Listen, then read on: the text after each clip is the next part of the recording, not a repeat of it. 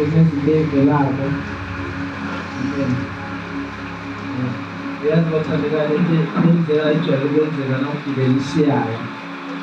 Wathi yakudela ukuthi ngoba ngibhadele bose yami. Hallelujah.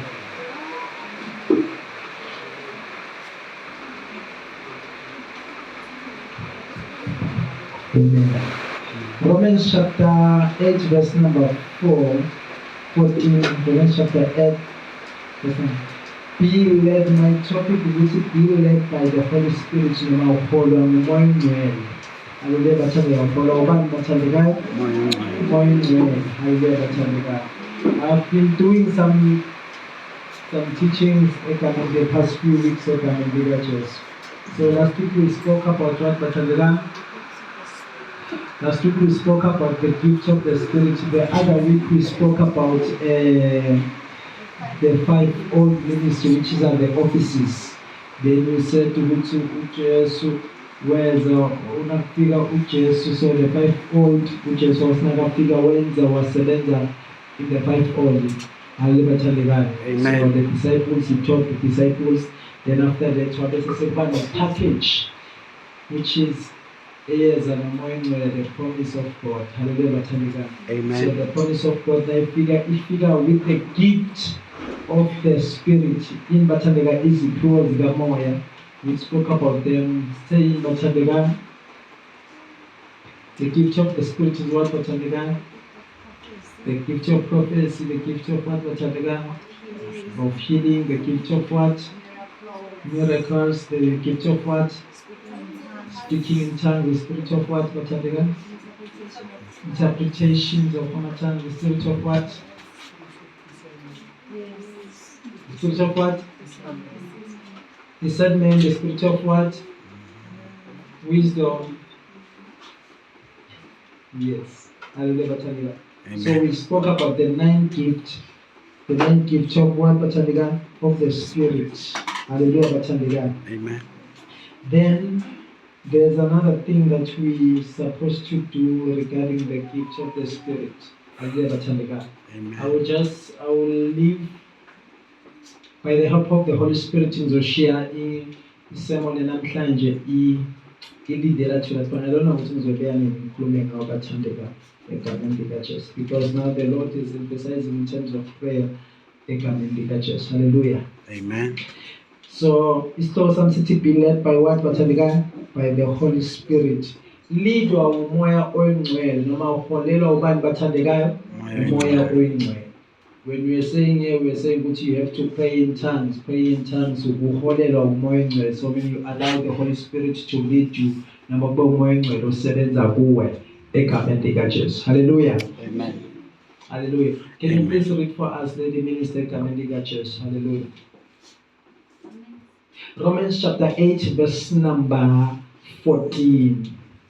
Romans chapter 8 verse 14. Yes, sifundele bathandekayo. Ngokuba bonke abaholwa ngumoya kaNkulunkulu. Ngokuba bonke abanjani bathandekayo? Abaholwa ngumoya. Asisho sonke bathandekayo. Bonke abanjani bathandekayo? Abaholwa ngumoya kaNkulunkulu. Abaholwa ngumoya kaNkulunkulu banjani?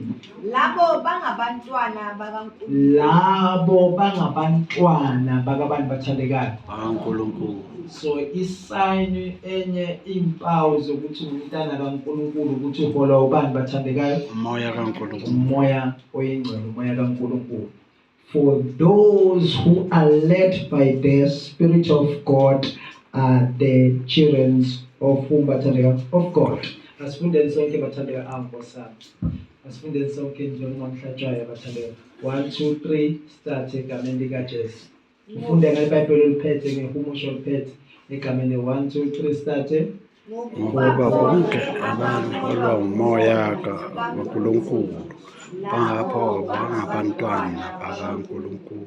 Amen. Kumnandi kanjani bathandekayo? Hallelujah. Singathandaza besonke somsebenzi. Izwi lakho Nkosi. Baba liyaphila linamandla Nkosi, sithi wena Nkosi asiholwa nguwe. Singabantwana bakho Nkosi egameni likaJesu waseNazaretha, in Jesus name.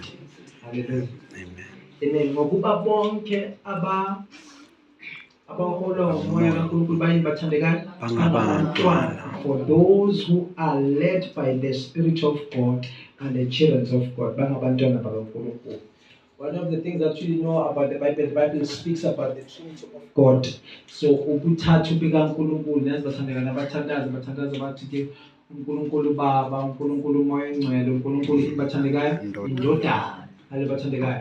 So this is a package of God noma uNkulunkulu ayedwa indodana Umoya Oyingcwele as a package, which is we call it a Trinity. The Trinity ke eBhayibhelini angeke uthola igama elithi Trinity, unfortunately igama likaJesu alikho iBhayibheli lithi bathandekayo iTrinity biza kanjalo ukuthi iTrinity alikho eBhayibhelini. Hallelujah bathandekayo. It's igama nje elikhona elaziwa when you read the Bible noma abafundi beBhayibheli, those who study the Bible abafundi beBhayibheli, they've got this ukuthi what you call it Trinity. iTrinity ila kuvela khona ke bathandekayo bakuzovela khona la ubuthathu bezulu. So mina uzokuvela khona uNkulunkulu uvele indodana bese kuvela nomoya oyingcwele endaweni eyodwa. Ale bathandekayo. But when the Bible bese likhuluma ngendaba ukuthi okay abafundi beBhayibheli bakhuluma indaba yokuthi ke into kumele ukuthi supportwe iverse. Awukwazi ukukhuluma into ungasupportwanga yini bathandekayo iverse. So when you go to the book of Genesis, a certain book of Genesis, but my favorite is the book of John. The Bible, in the book of Genesis, sichazela ngendaba kaJesu.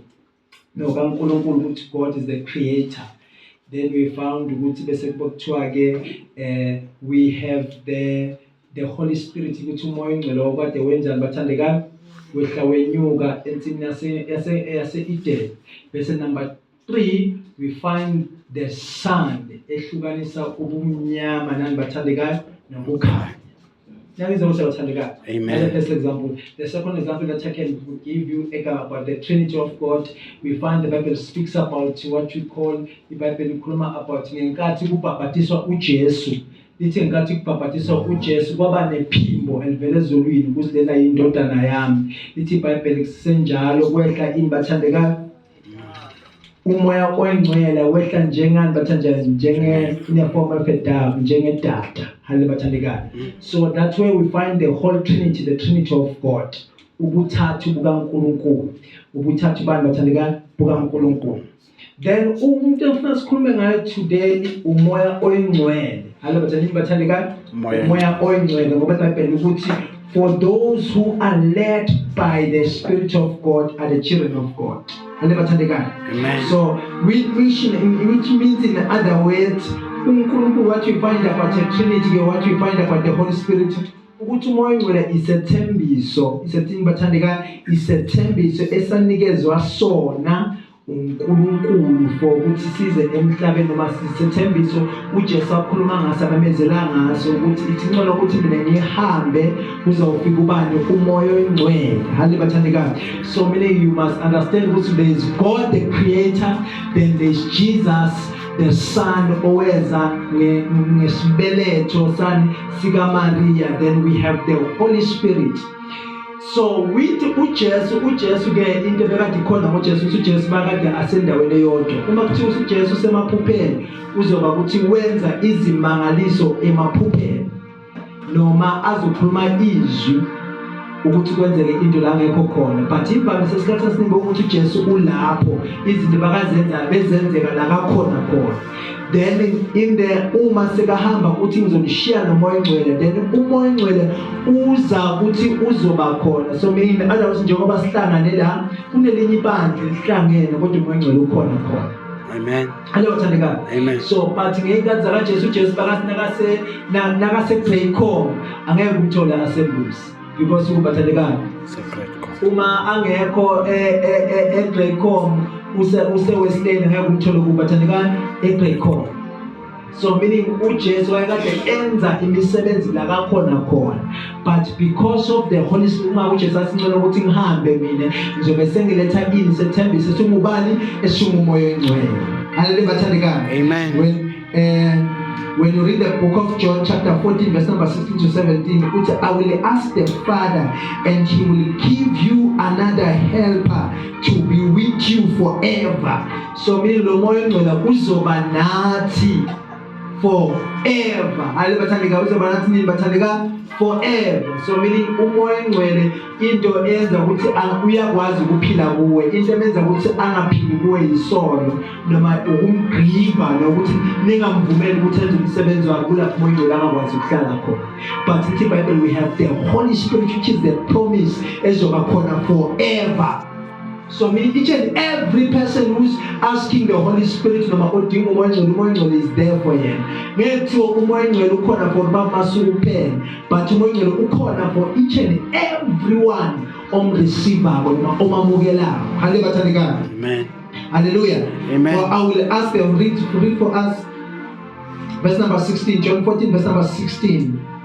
Ngiyakuqala kubaba aniphe omunye umduduzi. Yebo. Ngokuba ahlale kini phakathi. Okuba anjani bathandekayo? Ahlale kini phakathi. So meaning you carry the Holy Spirit. Remember the Bible only speaks what you must know about the Spirit. The Spirit that's why what ukuthi uJesu ukuthi azalwe ukuze azokwazi ukusenjani bathandekayo, azokwazi ukuthi umoya, because a spirit noma a soul needs a body noma a spirit needs a body for it to function. Last week we mentioned indaba yengulube ukuthi ngenkathi uJesu acasta out amademon wathi ingulube lawo mademon leyo umoya omubi wahamba wangena ingulubeni, lezi ingulube zahamba zafa. Ngeke ngikhulume ngaleyo bazalwane. Hallelujah bathandekayo. Leyo yasekini nase amen. So but what I'm saying nje ukuthi nje umoya engcwele unjani bathandekayo usebenza enyameni. Hallelujah bathandekayo. But according to the scripture lithi Bible lezo zingulube zangena zafa. Aniyangizwa bathandekayo. Amen. It's the word of God but the word of truth bathandekayo. Lithi amademon aphuma kubantu wasaphuma kumuntu wangena engulubeni, lezo ingulube zafa. So meaning yeah, uNkulunkulu makasinikeze ukuhlakanipha. Hallelujah. Nokwamvuleleka. Yeah. Bathandekayo. Amen. Nangizwa kodwa bathandekayo. Amen. Usisinda ukutholile bazalwane. Amen. Hallelujah bathandekayo. Amen. So usinikeze in the spirit of what? So meaning you need the body, for meaning the spirit rest, umoya engcwele uphila ngaphakathi kwenu. Bese iBhayibheli likhuluma ukuthi anazi na ukuthi umzimba wenu uyithempeli likabani? Likamoya engcwele. So meaning kaNkulunkulu, so meaning umoya engcwele uphila ngaphakathi kwakho njengomzalwane. And uma umoya engcwele aphila ngaphakathi isign yokuthola umntana kaNkulunkulu. Ngoba lithi verse 14, for those who kanjani ukuthi for those who are led by the Holy Spirit abahola ngomoya engcwele bangabantwana bakaNkulunkulu. Hallelujah bathandekayo. Labo bahola ubani? The spirit of those who are led by the Spirit of God are the children of God. Hallelujah bathandekayo. So kunezinye ke ezinye izinto engifuna ukuthi okay, read verse number 17. Ngiyakuqala kubaba aniphe omunye umduduzi. Yebo. Ngokuba ahlale kini phakathi. Yes. Umoya weqiniso. Umoya weqiniso. Yes, the spirit of truth. Yes. Izwe elingemamukela. Izwe the world didn't accept him. Yes. Lingamboni. And the Christian bathandekayo abamboni. Yes. Lingamazi. Yes. Nina niyamazi. But we know, as abantu bakaNkulunkulu, we know which there is the Holy Spirit. Yes. Ngokuba uhlala nathi. Yes. Uyakuba kini. And the futhi yokuba njani bathandekayo? And he will be in you. Uyoba kithi. It's not that he will be in you. So meaning uyoba ngaphakathi kwethu, uyoba ngakithi. Vale bathandekayo. So umoya engcwele, Luke chapter 24 verse number 49.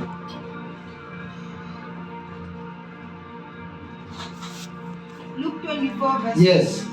49. Begani. Yes.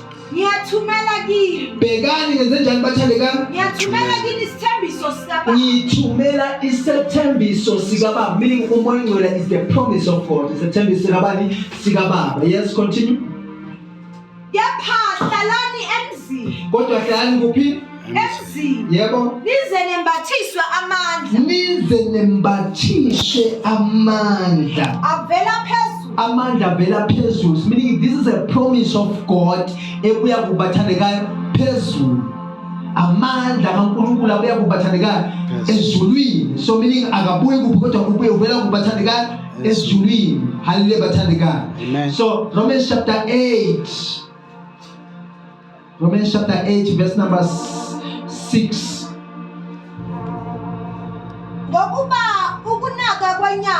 If you are controlled by your sinful self, yes, this one, if your thinking is controlled by your sinful self, there is spiritual death. So meaning if when you control inyama yakho, then you unani ngokomoya unjani bathandekayo uyafa. Yes, kepha umunaka kamoya. But if you are thinking, your thinking is controlled by the spirit, yes, there is life and what bathandekayo and peace. So uma unomoya ngcwele uzokulethela ini bathandekayo ukuphila nani bathandekayo nokuthula. Moya ngcwele loyo egameni lika Jesu. Hallelujah bathandekayo. Amen. Yes, First Corinthians chapter 3 verse number 1. I'm just giving you an intro. 1 Corinthians chapter 3 verse 1. Yes. Nami-ke bazalwane bengingenakukhuluma yes kini njengakwabomoya kepha njengakwabenyama njengakwabayizingane kuKristu nganiphuzisa ubisi yes anganipha ukudla okuqinileyo yes ngokuba beningaqini yebo nakalokhu anikaqini. Hallelujah. And it says brothers, and when I was there I could not talk to you the way I speak to people who are led by the Spirit. I had to talk to you like ordinary people of the world. You were like babies in Christ, verse number 2. And the teachings that I gave you was like milk, not solid food. I did this because you were not ready for solid food. And even now you are not ready. We are still following, verse number 4, verse number 3. You are still following this. You are still not following the Spirit. You are jealous. Yes, verse number 3. Read verse number 3 for us. Yebo. Ngokuba uma usekhona phakathi kwenu yes umhawu yebo nokuphikisana ini kunomhawu nani nokuphikisana. If you are still not following the Spirit of God, you are jealous of each other, you are always arguing with each other. Yes, anisibo abenyama. This shows that you are still following your own selfish desire. You are acting like ordinary people of the world. So this scripture, this verse is chaza indaba yokuthi uPaul Paul kade ngifuna ukuchaza kimi, but angikwazanga ukunichaza like nina because you are not led by the Holy Spirit. You didn't have the Spirit of God. So if you don't have the Spirit of God, you are not supposed to give and solid things. So ingane awukwazi ukunikeza izinto eziqinile, but uzinikeza izinto enjani bathandekayo ezithambile for ukuthi izokwazi ukudigest. So meaning in other words, uma ungakakhulu noma ungenayo umoya ngcwele uzoyithola ukuthi kumele ukuthi ufeed noma ushunyayezwe into eweak noma into engenaso isisindo to build, but into izokwenza ukuthi it's like you are given basics. You are given what bathandekayo ama basics ezimzalwane. It's like the teaching that are given to you. It's like you are given to you like Sunday school. Sunday school. You are not giving that person is sindo. Because now sindo isn't there sindabo. It's like an understanding. Actually, you can cause fear. So another thing that is described here, because we are not in the Spirit, but we are walking according to our own ways. Amen. So meaning because of that, we still have arguments, we still have jealousy. That means we are not led by what, but by the Holy Spirit. Let me just give you the function of the Holy Spirit. The first point is the book of John chapter 16 verse number 8 to verse number 9. When the helper comes, he will show the people of the world how wrong they are about sin and about being right with God and about judgment. Verse number 9. He will prove that they are guilty of sin because they do not believe in me. That's John chapter 16, verse number 8 and verse number 9. So meaning the function of the Holy Spirit ukuthi umoya ngcwele uzele ukuzozambula noma uzoziveza noma to expose noma to show noma to convict noma uconvicta to show noma to expose noma to prove ukuthi akhombise ukuthi awuhambi kahle awuhambi ngendlela kaNkulunkulu. So meaning uyakwazi ukukhombisa ukuthi the life that you are living is not according to Christ, but you are living a life which is full of sin. Can you please read for me? John 16 verse number 8 and 9. Lapho esefikile Lapho sekufika ubani bathandekayo? Umoya ngcwele, yes. Uyakuqondisa convict, proof. Hallelujah. To show noma expose. Yes. Uyakuqondisa izwe ngesono. Yoqondisa izwe ngesono. So meaning he will show that this is right, this is wrong. Yes. Nangokulunga. About righteousness. So meaning there will be difference between the right and the wrong. And living a righteous life. Yes. Even in terms of judgment. Yes. Yes. Ngesono. Nangokwahlulela ngesono. Yes. Ngokuba bengakholwa yini. Because abambili ubani bathandekayo uJesu Christ. So meaning umoya ngcwele uzele to reveal ngokusikhombisa ukuthi ume kuphi.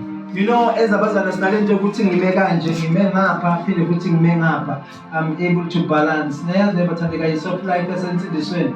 So phela sisizwe ukuthi ngiyastapela ngapha phinde futhi njani bathandekayo ngiyastapela. But the Holy Spirit is there to show you that you are not walking according. No matter the Holy Spirit is there to show the world because this is wrong, this is right. Hallelujah. That's the function of the Holy Spirit. Nakafika uzele ukuzokukhombisa noma ukwenza kanjani. Hallelujah. The second point about the Holy Spirit the second point about the Holy Spirit is to guide you noma ukuholela eqinisweni. The same chapter bathandekayo, read for us John chapter 16 verse number 13 egameni likaJesu. He will lead you to all truth because the Holy Spirit is the spirit of truth. Lisho kanjani iBhayibheli nasifunda phezulu ukuthi umoya ngcwele ungumoya weqiniso. So mina uza kuholela kuphi eqinisweni. Read for us John chapter 16 verse number 13. Verse 13. Kepha nxa esefikile umoya ngcwele kuwe, yes. Umoya wani bathandekayo? Yes. Uza kusiholela to iqiniso lonke, not just a minor truth, but he will give you the whole truth. Iqiniso lonke, the true truth. Iqiniso lamampela. You know, there's this truth that we preach ukuthi siyakhavara because according to the standard of the word. But the Holy Spirit will give you the whole truth. That's the function of the Holy Spirit. Number one, he will expose, convict. Number two, he will do what the guy who's there. So meaning after convince, prove, to expose, to show, then after that, who will lead to the truth. So meaning this is the way to live. This is the way to live. This is the way you're supposed to be. This is the way to speak. This is the way because ukuholela eqinisweni. Alibathandekayo. Usulela kubathandekayo eqinisweni. Yes, continue. Yes. Umoya weqiniso. Yes. Uza kuniholela kulo lonke iqiniso. Uza siholela leading us to the truth. Yes. Ngokuba akayi kukhuluma ngokwakhe. Ngokuba ngeke akhuluma ngokwakhe. Yes. Kodwa lokho akuzwayo. Yeah. Uyakukhuluma. So meaning into ayikhuluma is not here but is the truth from God, the truth. Hallelujah. Anifikele okuzayo. Asibikele nokunjani bathandekayo nokuzayo. Yes, I'm going to that point egameni likaJesu. Point number 3. John chapter 14 verse number 26. Point number 2. The first one is said to what he exposed, number convict. Number 2 is to what guide us into all what lead us to that what lead us to the truth. Hallelujah. 14 verse 26. Verse number 26. He teaches men everything. Usifundisa lonke iqiniso. Yes. Kepha umduduzi, Yes. umoya ongcwele, Yes. uBaba uyakumthumela Yebo. egameni lami. Yes. Uyakunifundisa konke. Uyakusifundisa konke. So meaning after the exposure, the conviction, then he will guide you what bathandeka? He will guide you to eqinisweni lonke. Then now besakufundisa in bathandeka iqiniso. So because kungenzeka ukuthi we are aware ukuthi kuneqiniso but wena iqiniso awukwazi ukuliphila because awulifundiseka. So he will assist you, uzokusiza. He will teach you what bathandeka to apply the truth. Hallelujah bathandeka. He will help you to teach you everything and cause you to remember all that I told you. So many just now food is yonke into just back at school. This is another principle that really apply abantu besikolo. Ukuthi when you study, you invite the Holy Spirit to Lord, as I'm studying now. Help me. You study. When you enter the exam room, then after that you pray again, Lord, remind me. Amen. Ngisize ngikhumbuze imbathandekayo iqiniso ngikhumbuze konke engikufundile. That's the function of the Holy Spirit. Meaning uma ngiyakwazi ukumsiza umuntu in such position. Kenzeka ukuthi maybe kunika interview, you practice. This is the person that I am. I'm from this. But tell us about yourself. You practice in the mirror, Lord, help me. Then when you enter interview, you say, Holy Spirit, I need you, help me, so that I can remember. Hallelujah. Amen. So umangelo ukufundisa yonke into. Hallelujah bathandekayo. That's our point number 3, the function of the Holy Spirit. Point number 4, 1 Corinthians chapter 2 verse number 9. Kepha kunjengokuba kulotshiwe ukuthi lokho iso elingakubonanga, Yebo. nendlebe engakuzwanga, Yebo. okungavelanga enhlizweni yomuntu, Yebo. uNkulunkulu akulungisela abamthandayo. uNkulunkulu enzeni bathandekayo. Kulungisela abamthandayo. Verse number 10. Verse 10. Ngokuba kithina uNkulunkulu ukwambulile ngomoya. Ngokuba uNkulunkulu kwenzelani bathandekayo. Ukwambulile ngomoya. So meaning the Holy Spirit, another thing that he does, he reveals among mysteries noma imfihlakalo kaNkulunkulu, meaning the mind of God. Yeah. Amen. So if you have the Holy Spirit will reveal to you the mystery of God. So meaning umoya uyakusiza yakwengulela imfihlakalo kaNkulunkulu. Lithi ngaphezulu lithi ke kunezinto abantu abangazibonanga, abantu abangazazi. Izinto enjalo azibonanga umuntu but ukuthi uNkulunkulu yiziphi izinto ayihlele zona. But because you have the Holy Spirit will help you reveal na akubonise izinto uNkulunkulu azihlelile ngawe. Amen. So kubalulekile ukuthi umzalwane abe nomoya ongcwele. That's very important to have what the Holy Spirit. Because what you need the Holy Spirit. Okay. You need the Holy Spirit. You need the Holy Spirit. You need the Holy Spirit. That's what we need as a believer. You need to have the Holy Spirit, because the Holy Spirit will expose, convict. Then another thing, the Holy Spirit will do what? Will guide you to all the truth. He will guide you to what? To the truth. Then the Holy Spirit will teach you everything. The Holy Spirit will reveal. Uzokusiza to reveal what? Ngokuba umoya uhlolisisa konke. Yebo. Yebo nokujulileyo. Yebo. kukaNkulunkulu. Nokunjani bathandekayo. Nokujulile. Kunezinto ezifihlakele secret, deep secret of God. But those things will be revealed to you because you have the Holy Spirit. So when the Holy Spirit help you what is in the mind of God. So meaning this is what you want to do. We are wake up when you wake up in the morning, then you tap into the Holy Spirit, you allow the Holy Spirit and what is in the mind of God. Then God will reveal to you that this is what is happening to you. Umoya uyakwazi ukusiza ukuthi sigweme ingozi, sikwazi ukwenza kudlule intweni, sikwazi ukwenza nokuchecka izinto esinazo, even the things that we deciding nabangani, all those relationships that we have. if you have the Holy Spirit, the Holy Spirit will reveal what this one will betray you. Just like Jesus knew what Judas will betray him. Because he had what? The Holy Spirit.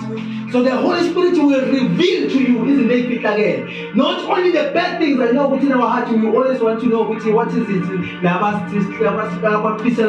but there are good things that are secret, things that you can know which this is what God. So meaning when you're going somewhere, you know this is my thing, because the Holy Spirit just reveal to you, this is where you're supposed to go, this is where you're supposed to end, this is where you're supposed to apply, this is what you're supposed, this is where you're supposed to go and ask for the funding, this is where you're supposed to go and ask for capital, this is where you're supposed to, this is the right person for you, which you will build in friendship now, because that person will lead you to.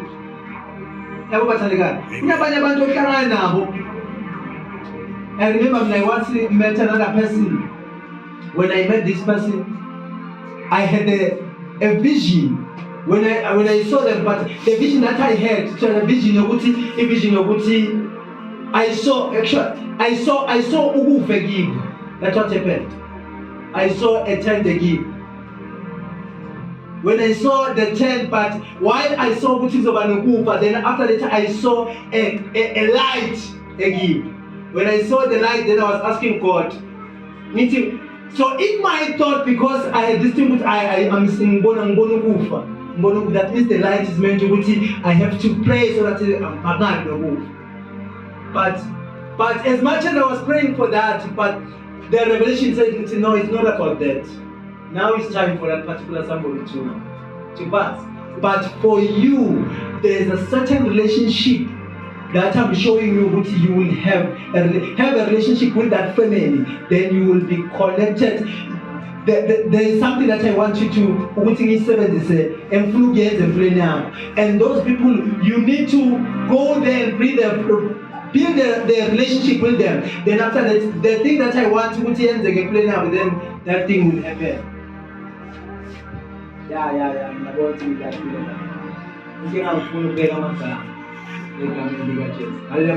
Amen. So that's what happened. So by the revelation that I saw and the light that I saw, then after that it happened upon it, because this was revealed through the Holy Spirit. Even though I had to think it's a high moment, why the death, you can't tell the death, but the death was a sign. Hallelujah. Amen. Last point, God. He gives power. He gives what, God? Power. He gives power. Can we stand in our feet, take a minute? He gives power. He gives power. We spoke about our spiritual gift, which is the one that came with a spiritual gift, that gives a spiritual gift to men. Amen. The one that gives what, spiritual gift. The book of Acts chapter 1 verse number 8. The Holy Spirit also empowers men with spiritual gift to do mighty things. So meaning your gift in we once preach about in the they are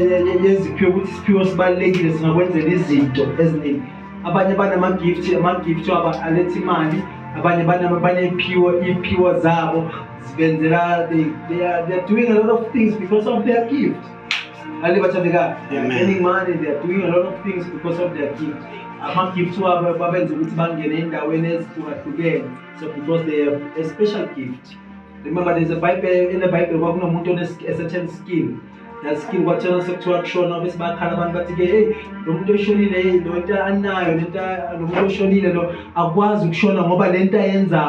we are one whereas little Bible was what all Billy was seen that in which you come with samples or in which why got the ends into because they want a special skill, a special skill, no matter a gift, so Acts chapter 1 verse number 8. But you will receive power when the Holy Spirit comes upon you, and you will be my witness, telling people about me everywhere in Jerusalem, throughout Judea and Samaria, and to the end of the earth. Here's the point. But you will receive power will receive power when what? Funda le ministry egameni lika Jesu. Kodwa nizakwamukeliswa amandla. Nizakwamukelisa amandla, yebo. Umoya engcwele sefikile. Umoya engcwele uma sefike kini. So mina umoya engcwele akafike kumzalwane umlethela imbathandeka amandla. Yes. Umoya engcwele sefikile phezu kwenu. Umoya engcwele uma sefike kubathandeka Phezu kwenu. First verse, Luke chapter 4 verse number 18. And the Spirit of the Lord is upon me, because He has anointed me to preach the good news to the poor, and He has sent me to heal the brokenhearted, to proclaim liberty to the captive, and to recover sight to the blind, and to set at liberty those who are oppressed. And the Spirit of the Lord is on me. He has chosen me to tell the good news. Okay. No, verse number 19. To announce that the time has come for the Lord to show His kindness. Please read for us to chapter 18, verse number 8. To chapter 4, verse number 18 and 19. Then we pray, we leave. Umoya wenkosi uphezu kwami. Yebo. Ngokuba ingigcobile. Ngokuba unjani bathandeka? Ingigcobile ukuba ngishumayele ivangeli. So mean the Holy Spirit ukunikeza amandla noma the power noma He anoints you. Ale bathandeka to do what? To preach. Yes. Ngishumayele ivangeli kwabampofu. Yes. Ingithumele ukumemezela ukukhululwa kwabathunjiweyo. Ingithume to preach in bathandeka the good news, and also to what bathandeka? Nokukhululwa kwabathunjiweyo. Ukukhulula abathunjiweyo, because you have power. Yes. Nokubona kwabayizimpumputhe. Nokuvula amehlo to those abanjani abavaleka amehlo. Yes. Nokuhlenga abacindezelweyo. Nokukhulula labo ababophekile noma abacindezelekile. Yes. Those who are oppressed. Yes. Nokumemezela umnyaka omuhle wenkosi. Nokumemezela ukuthi isikhathi sesifikile for ukuthi uNkulunkulu akhombise umusa phezu kwakho. Yeah. Asithandazeni bathandeka. Lord, I need the Holy Spirit. I need you, Holy Spirit. Just one prayer point. We have prayed egameni lika Jesu. Can you pray? Father, in the name of Jesus Christ.